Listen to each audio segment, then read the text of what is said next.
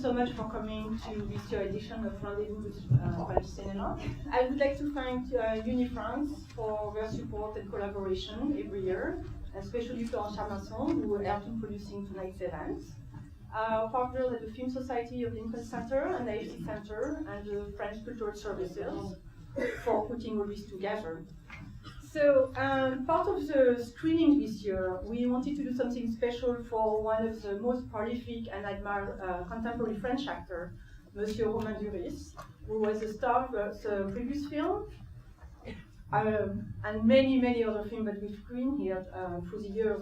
Cédric Clapiche, Christophe Honoré, he's working with Michel Gondry now. If you were not here before, you would know everything. And one of the films that I really liked and that's really special, directed by Patrice Chereau, who's a film director and a stage director. It's a dark and difficult film, but it's really beautiful, it's beautifully shot, it's an amazing story. And I'm very glad that we can show this really rare screening. The movie was shown, I think, in New York once or twice in the past, so it's very special to be able to bring it back tonight. And to make the event even more exciting, we brought one of our favorite directors, an American director, Mr. James Toback. But it's been here before when we did the Ed Pressman retrospective. He also directed the original, well, it wasn't the original last time, directed Fingers. That was remade as a French film in 2005 by Jacques Audiard. It was called The Beat That Skipped My Heart. It was an amazing performance by Romain.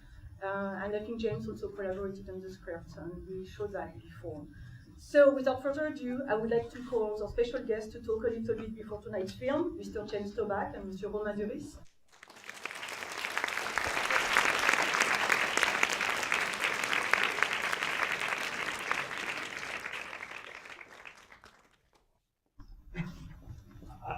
I don't know what the format is supposed to be, but it's very flexible. Yeah, good, because I'm a flexible guy. I wanted to ask you a question. When we met, which was 8 years ago, when you were here for The Beat That My Heart Skipped, you and Jacques Audiard and I went to a club afterward. It was a party for the movie. And I asked you what you really wanted to play. Do you remember what you said? No. You said I want to play a woman. And I said, you mean a transvestite? And you said, no, a woman. And I think I would have heard if you had already done it. So I assume you haven't. No. Do you still want to? For sure. Because believe it or not, I've had this scratching away at my brain for 8 years, trying to think of how I could write you as a woman. Because it's when you think about it, it's probably the biggest stretch an actor could do.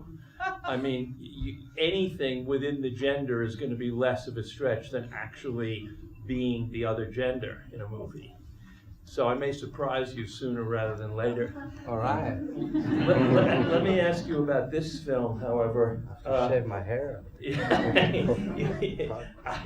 I wanted to know whether you found this film,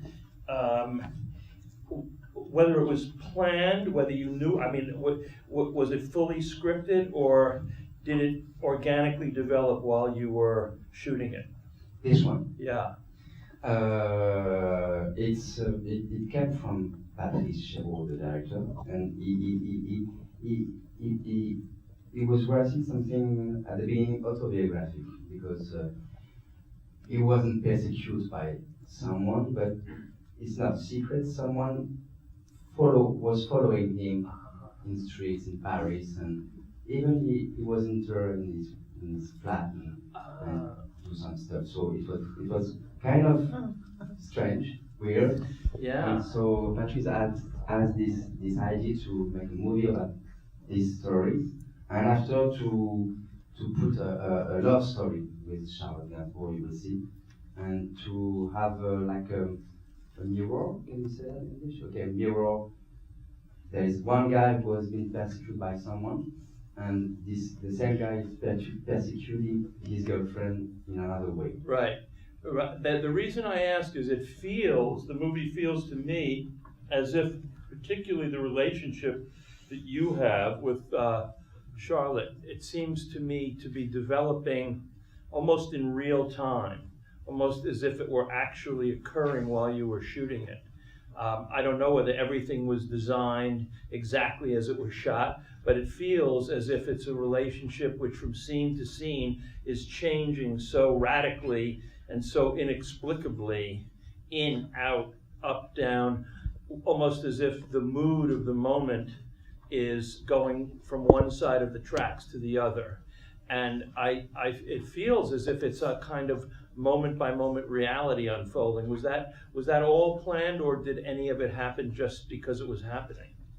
No, it was planned. It was Patrice is working. He did a lot of theater, so Yeah. he's working a lot with verbs and with the text, and so. But he knows how to put some life in everything. How to put some new stuff, some spontaneous things, and to make a new take after one, and right. So it appears it's real, or it appears that it's new every time. Have you ever worked in a totally or largely improvisational way, or have you always worked with a text that you pretty much stuck to? With this kind of director, I mean, this kind, Patrice or Jacques Audiard, I mean, they put you in, the way they put you in every scene, it's close to improvisation, but there is a text. Right. So every time we go back to the text and rereading the lines, but we feel free like improvisation, and the improvisation is part of the process every time. I'm curious always about writer-directors because I've always written and directed everything myself, and at first I was very much bound to what I wrote, and I always let actors have some leeway, but I had in mind to stick to what I had in my head. And the more I've gone on, the more I find that the most interesting actors that I have worked with like the opportunity not just to alter things a little bit, but to discover things about the role that they weren't sure of before, and you seem to be because you seem to be an intuitive actor within the scene. It seems to me that I can see not just the character thinking, but you thinking as the character and moving the character in interesting ways.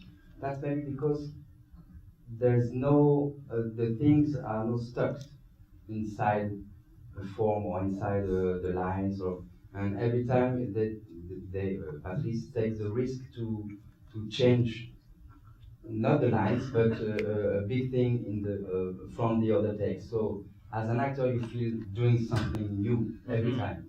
So that's why the character, the idea of the character is changing every day, during every text, and so for sure you're not the same character that the idea you have at the beginning of the show. Right. I wanted there's a, as you'll see in the film, there's a rather aggressively gay character in the movie, and I wanted to know whether your response to him, did you already know in advance how you were going to respond to those very aggressive moves? I didn't know the level of how he's going to play some stuff, So I think that was good. It was quite the movie, but sometimes you don't know in which state he's going to be. It felt very lively and real. It was. I felt that he was kind of putting you on the spot, not just as a character, but as an actor, he was putting you on the spot in the way he was, and your responses were very, very interesting and believable.